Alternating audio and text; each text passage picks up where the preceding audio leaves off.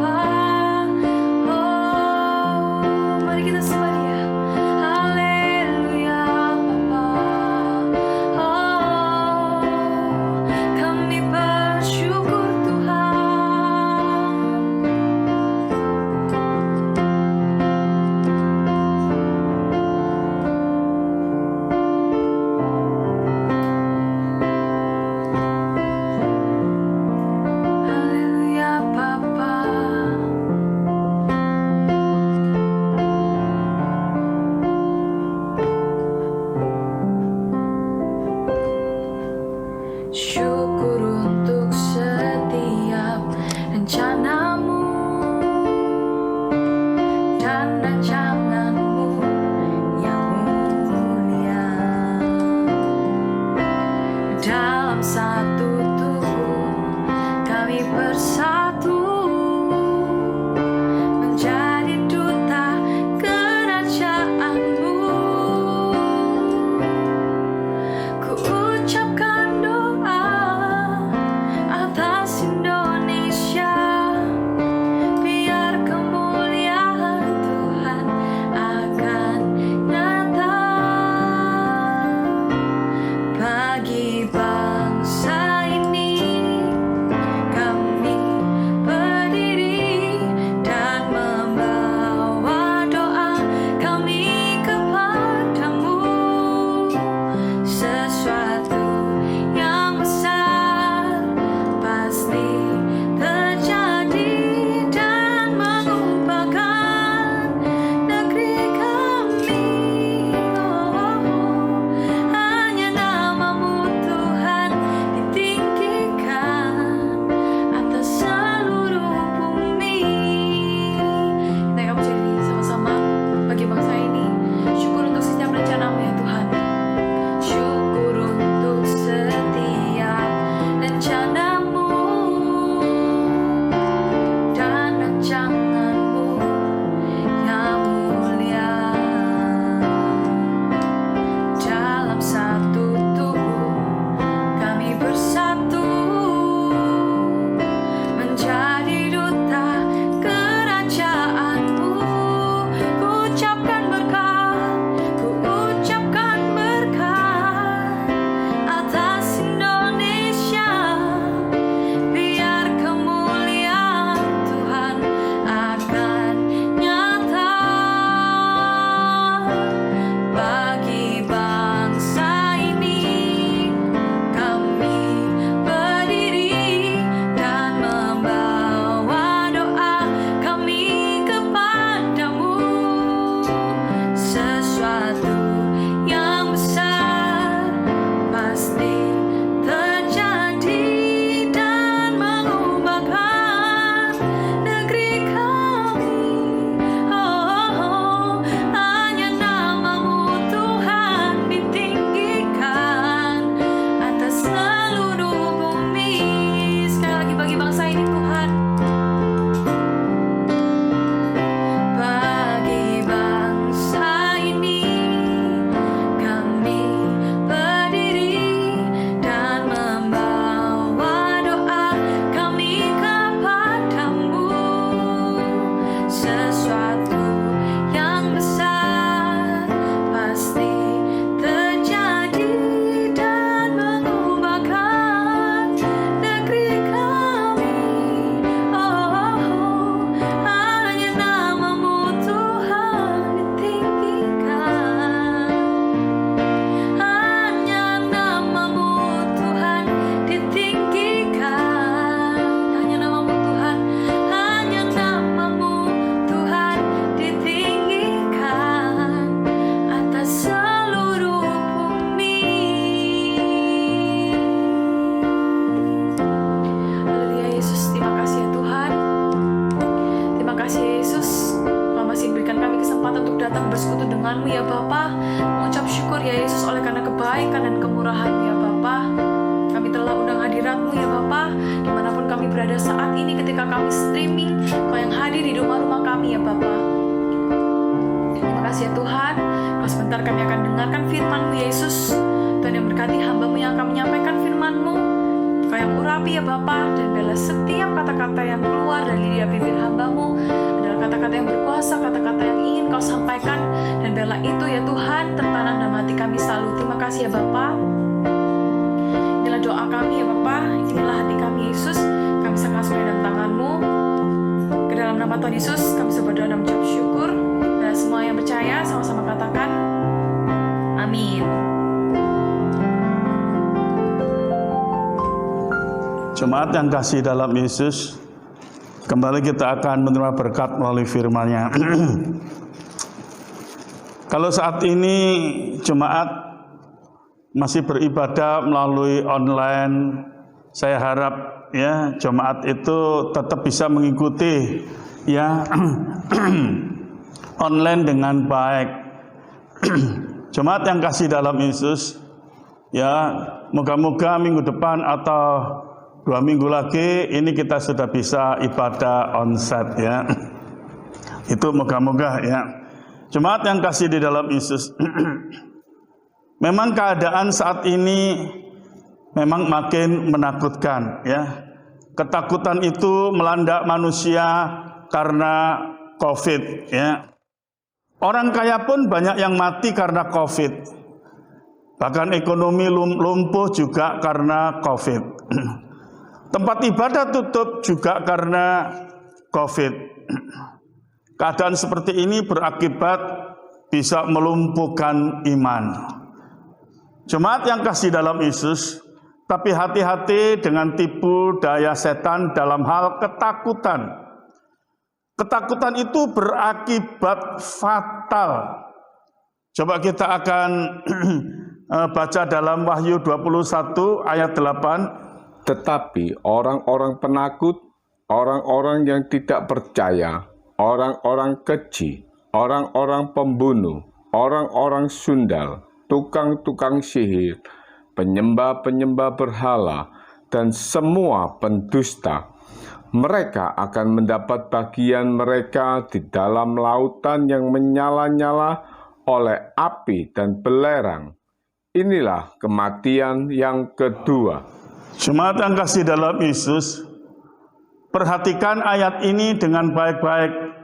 Kita jangan sepelekan. Seringkali ayat ini tidak diperhatikan atau dilewatkan. Bahwa dalam kitab Wahyu ayat-ayat yang terakhir ya ini kita ditekankan ya bahwa kita sebagai anak-anak Tuhan jangan hidup dalam ketakutan. Karena kita sebagai anak-anak Tuhan, kita hidup dalam perlindungan Tuhan. Maka kalau seseorang itu hidup dalam ketakutan, mereka disamakan sama dengan tidak punya iman. Ya. Penakut itu tidak bisa mengakui kebesaran kasih Allah.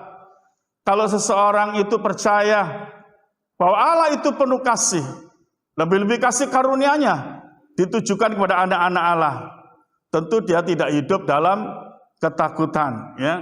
Karena dampak hidup dalam ketakutan, sekali lagi, tidak bisa masuk surga. Dengan kata lain, masuk neraka. Jadi perhatikan Wahyu 21 ayat 8 ini sangat penting sekali bagi kita sebagai anak-anak Tuhan. Jangan sampai kita kena tipu daya iblis karena dikuasai rasa ketakutan. Jemaat yang kasih dalam Yesus, anak-anak Tuhan itu hidup dalam kasih karunia Tuhan. Tidak perlu takut ya. Kita melihat salah satu contoh Ulangan 31 ayat yang ke-6 ya, nggak usah saya baca ayat ini. Di situ dijelaskan ya, hidup anak-anak Tuhan itu ada penyertaan Tuhan dan tidak akan ditinggalkan Tuhan. Inilah kasih Bapa ya kepada anak-anaknya. Di dalam Yesaya 41 ayat yang ke-13 juga dikatakan, jangan takut ya. Karena Tuhan itu penolong kita dalam setiap masalah. Memang manusia hidup itu masih ada masalah, bahkan banyak masalah seperti saat ini masalah COVID yang dihadapi. Hingga banyak manusia hidup dalam ketakutan. Ya. Tapi bagi orang yang beriman, kita ini adalah orang yang sudah diselamatkan oleh Tuhan. Dan kita ini adalah orang yang mendapat kasih karunia dari Tuhan. Jemaat yang kasih di dalam Yesus. Kalau kita melihat ya contoh lain bagaimana hukum perang ya bagi bangsa Israel. Coba dibacakan Ulangan 20 ayat yang ke-8. Lagi para pengatur pasukan itu harus berbicara kepada tentara demikian. Siapa takut dan lemah hati, ia boleh pergi dan pulang ke rumahnya, supaya hati saudara-saudaranya jangan tawar seperti hatinya. Puji Tuhan ya, kita melihat hukum perang bagi Israel itu ya Yang takut tidak boleh ikut perang. Karena orang yang takut itu sama dengan tidak percaya penyertaan Allah di dalam peperangan itu tadi. Contoh lain, Hakim-Hakim 7 ayat 3. Maka sekarang, serukanlah kepada rakyat itu demikian. Siapa yang takut dan gentar, biarlah ia pulang enyah dari pegunungan Gilead. Lalu pulanglah 22.000 orang dari rakyat itu, dan tinggallah 10.000 orang. Jemaat yang kasih di dalam Yesus, coba kita membaca bacaan ayat ini, ya, bahwa rakyat itu bersama Gideon, ya, untuk berperang. Nah, itu yang mengikut Gideon itu rakyat jumlahnya itu 32.000, ya. Tetapi waktu diberitahu, ya, siapa yang takut tidak boleh ikut perang, ya. Saat itu juga langsung 22.000 mereka pulang, tidak ikut perang karena mereka takut. Ya, jadi dengan kata lain mereka tidak siap perang. Ya, dan kalau kita baca selanjutnya, ya toh, siapa yang takut lagi, akhirnya, ya toh, juga siapa yang tidak berkenan di dalam peperangan itu tadi, akhirnya jumlah yang ikut perang atau yang tidak takut perang itu cuma tinggal 300 orang. Ya, nah, jemaat yang kasih di dalam Yesus, kita melihat dengan 300 orang itu Tuhan berikan kemenangan, ya, pada bangsa Israel. Karena ketika 300 orang ini perang dengan tidak ada rasa takut, ya. Jadi jemaat yang kasih dalam Yesus, bagi bangsa Israel, ya, yang ikut perang sekalipun sedikit cuma 300, tapi tetap menang karena ada penyertaan Tuhan di dalam peperangan itu, ya. Nah, dengan kata lain, Tuhan itu ikut campur di dalam peperangan Israel. Itulah sebabnya penakut tidak boleh ikut perang, ya. Karena penakut sama dengan tidak percaya kasih karunia Tuhan atau penyertaan Tuhan. Nah, juga dikatakan penakut itu bisa menular pada yang lain menjadi takut. Maka Allah itu tidak bisa menyertai, ya, orang yang penakut, ya.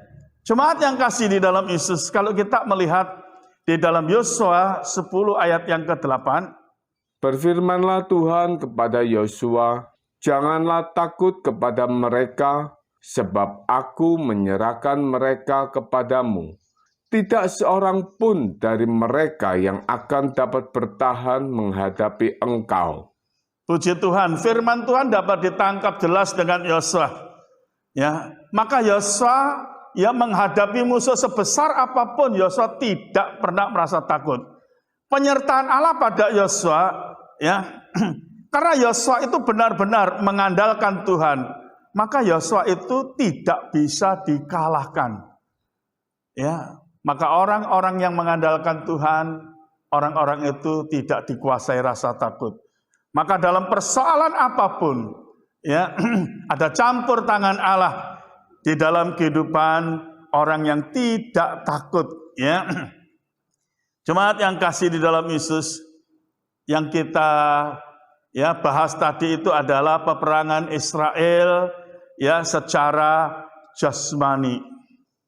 Ya, kalau zaman perjanjian baru, zaman sekarang ini, peperangan saudara itu adalah peperangan iman, ya, atau peperangan rohani, ya. Nah, peperangan iman ini, ya, bagaimana orang beriman menghadapi COVID seperti saat ini, ya. Kita sekarang ini mengalami peperangan iman, ya, menghadapi COVID.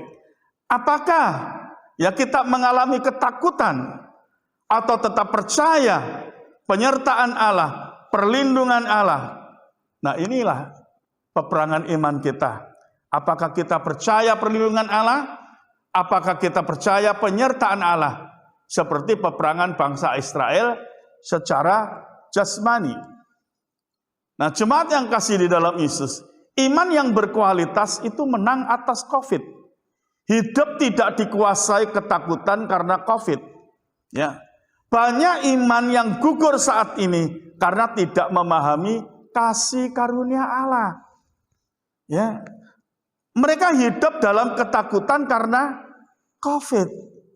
Sekali lagi, karena mereka tidak memahami kasih karunia Allah. Anak-anak Tuhan itu hidup dalam kasih karunia Tuhan. Ya. Kalau kita melihat Kisah Rasul 1 ayat yang ke-8, coba dibaca. Tetapi kamu akan menerima kuasa kalau Roh Kudus turun ke atas kamu, dan kamu akan menjadi saksiku di Yerusalem dan di seluruh Yudea dan Samaria dan sampai ke ujung bumi. Tuhan itu tahu kalau saat ini kita mengalami peperangan iman, ya, peperangan melawan ketakutan karena COVID, ya.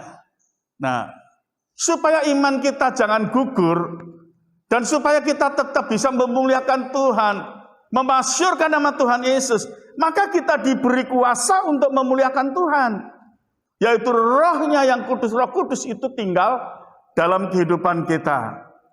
Jemaat yang kasih di dalam Yesus. Ya, kalau kita melihat 1 Yohanes 5 ayat yang keempat, sebab semua yang lahir dari Allah mengalahkan dunia, dan inilah kemenangan yang mengalahkan dunia, iman kita. Semua yang lahir dari Allah itu mengalahkan dunia. Yang mengalahkan dunia itu adalah iman kita. Maksudnya mengalahkan dunia beserta persoalannya, permasalahannya. Misalkan permasalahan COVID ini. Nah, sebagai anak-anak Tuhan, ya kita pakai iman kita. Ya, jemaat yang kasih di dalam Yesus. Kita diberi iman untuk mengalahkan dunia atau masalah hidup itu. Nah, iman itu berkaitan dengan kuasa Allah. Tanpa iman, kuasa Allah tidak bekerja. Ya, jadi sekali lagi iman itu berkaitan dengan kuasa Allah atau campur tangan Allah atas orang beriman. Ya, dengan iman kekuatan manusia menjadi sempurna karena ada kekuatan Allah di dalam hidup kita. Jemaat yang kasih di dalam Yesus. Ya, kalau saudara mengerti tentang kasih karunia Allah yang diberikan kepada saudara, tentu tidak ada alasan kita hidup dikuasai ketakutan.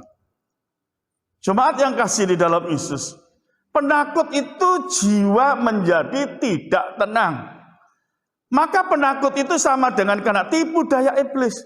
Mereka kehilangan damai sejahtera. Ya, hidupnya nggak tenang.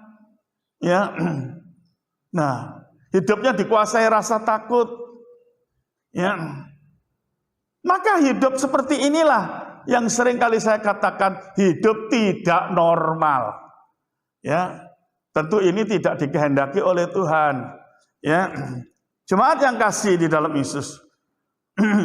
Tuhan sekali lagi saya ingatkan, Tuhan tidak menyertai orang yang penakut. Ini saya garis bawahi, jadi perhatikan dengan jelas. Ya. Karena penakut itu sama dengan tidak mempercayai kebaikan Tuhan. Ya. Nah, penakut itu hidup dikuasai tipu daya setan. Di dalam 1 Yohanes 5 ayat 4 tadi, bahwa iman itu mengalahkan dunia. Iman itu pemberian Allah untuk memperlengkapi kekuatan manusia. Memang manusia itu penuh kelemahan. Ya, tapi karena manusia itu dibuat dari debu tanah. Ya. Tapi roh yang ada di dalam kita, ya, itulah kekuatan kita. Nah, sekali lagi, iman itu Allah berikan kepada kita untuk memperlengkapi kekuatan kita, ya, supaya kita hidup tidak dalam ketakutan. Ya. Dalam Yohanes 4 ayat yang keempat, kamu berasal dari Allah, anak-anakku, dan kamu telah mengalahkan nabi-nabi palsu itu, sebab roh yang ada di dalam kamu lebih besar daripada roh yang ada di dalam dunia. Nah, ini firman Tuhan ingatkan lagi. Ya, kamu ini berasal dari Allah. Anak-anak Allah. Ya, kamu itu pemenang. Ya, bukan penakut. Ya, jadi Yohanes 4 ayat 4 ini penyertaan Allah pada orang beriman. Tidak ada sesuatu yang bisa menyentuh yang membahayakan orang beriman tanpa seizin Tuhan. Ya.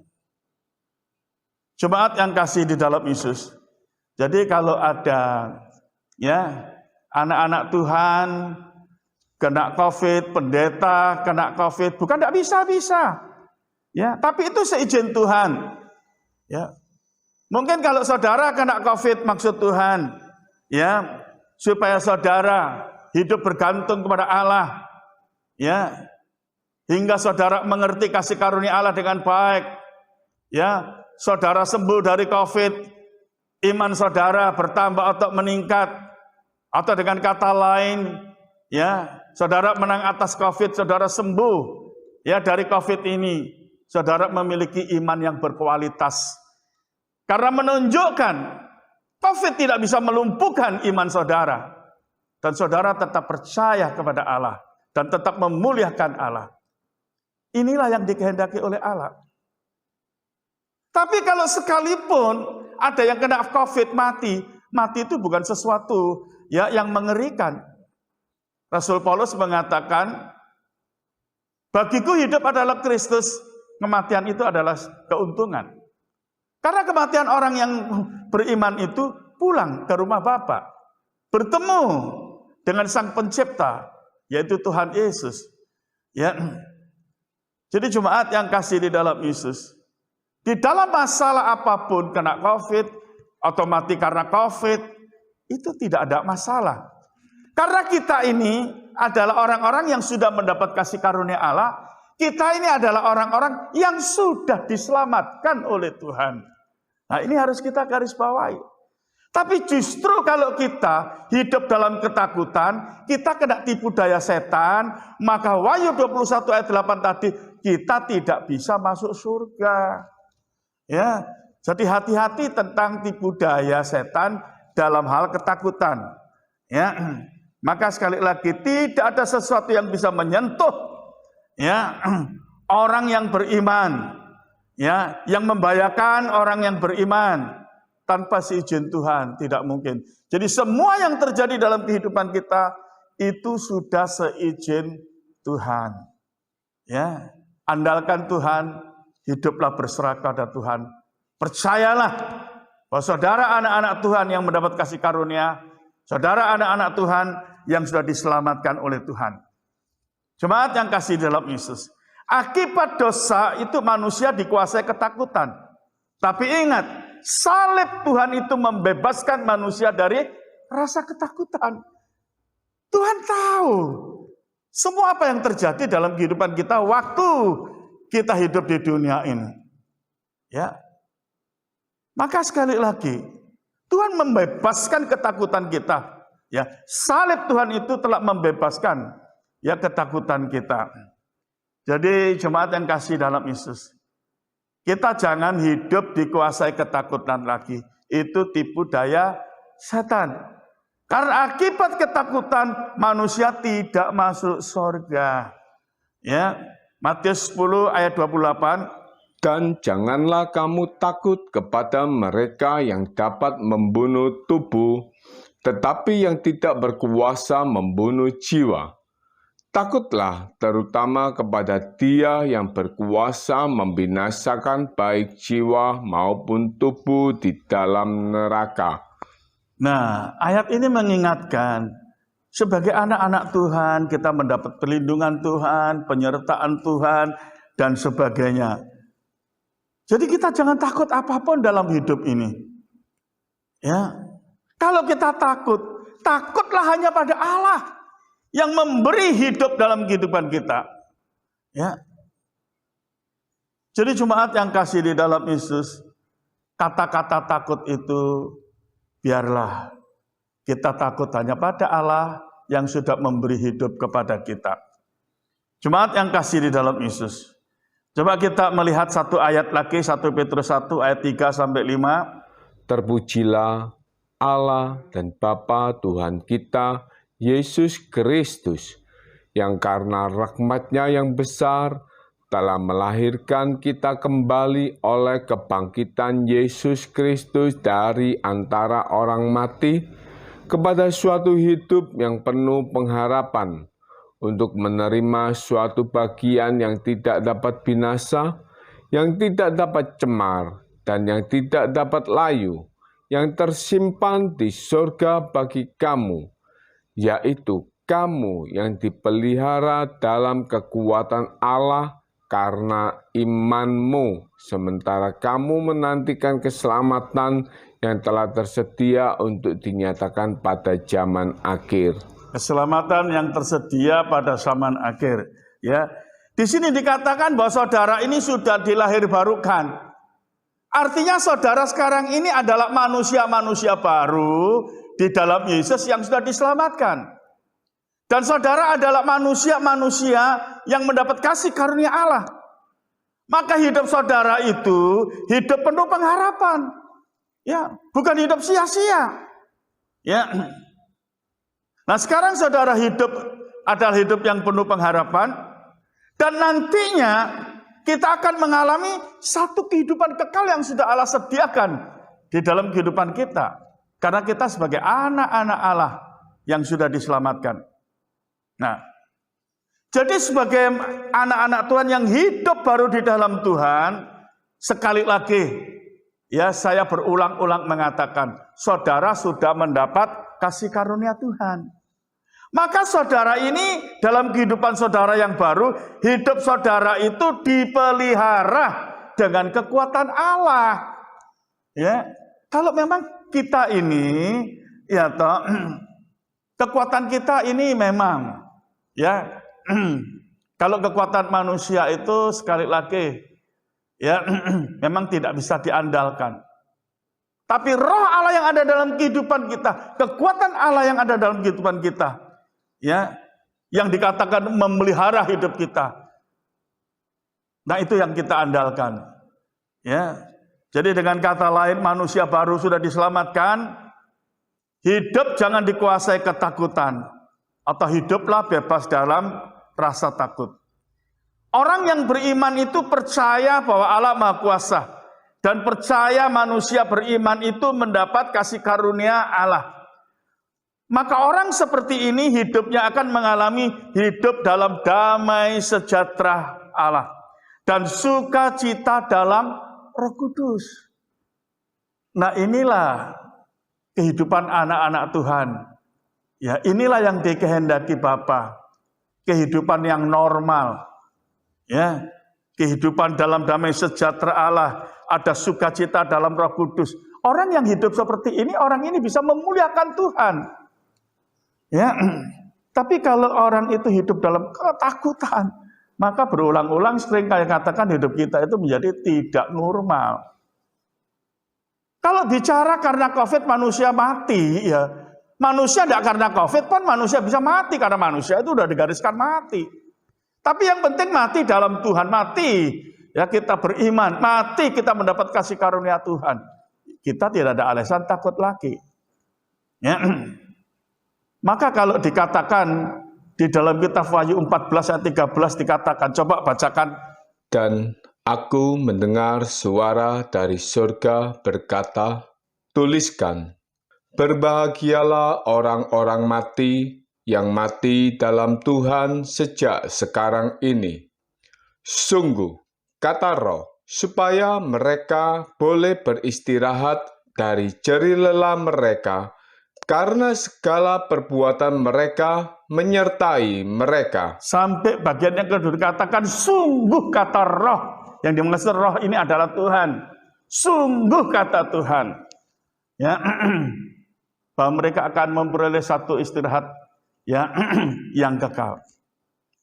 Nah, kalau dikatakan ayat ini, ya berbahagialah. Kata-kata berbahagia itu bukan untuk orang mati. Kata berbahagia itu untuk orang hidup. Jadi tidak ada istilah kematian ya bagi orang yang beriman.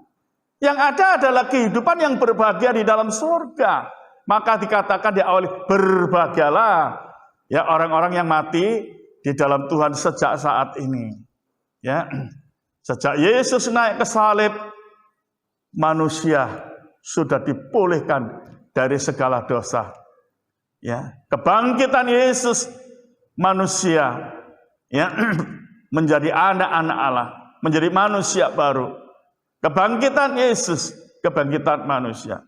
Kehidupan Yesus, ya kehidupan kita, ya yang kekal di dalam surga. Jadi tidak ada alasan bagi orang yang beriman hidup dalam ketakutan. Mati hidup kita itu ada di dalam tangan Tuhan. Tapi berbahagialah orang yang mati di dalam Tuhan, ya karena mereka akan mengalami kehidupan yang baru di dalam kerajaan surga yang mulia. Tuhan Yesus memberkati kita semua. Saya harap ya renungan firman ini ya bisa dimengerti dengan baik ya, khususnya bagi jemaat yang mendengarkan ya khotbah melalui online ini, juga bagi yang lainnya. Bukan jemaat, mungkin mereka mendengarkan melalui online ini. Mereka semuanya diberkati oleh Tuhan. Dan berbahagialah bagi orang yang percaya. Ya, karena ada penyertaan Tuhan di dalam sepanjang hidupnya. Tuhan Yesus memberkati kita semua. Saya akan berdoa. Kebenaran firman-Mu ya Bapa, Engkau sudah nyatakan bagi umat-Mu. Terima kasih ya Bapa, Engkau sangat mengasihi kami, hingga Engkau terus-menerus berfirman untuk kehidupan kami. Khususnya pada hari-hari ini, sesuatu yang menakutkan kehidupan manusia. Tapi kami sebagai anak-anak Tuhan, Engkau telah berfirman, jangan takut, karena Tuhan menyertai kami. Terima kasih Tuhan, atas penyertaan Tuhan, atas berkat-berkat yang tetap Tuhan berikan dalam kehidupan kami. Karena kami telah mendapat kasih karunia dari Bapa. Terima kasih Bapa. Terima kasih Tuhan Yesus. Semua jemaat yang hamba kasihi, semuanya diberkati di dalam nama Tuhan Yesus Kristus. Amin.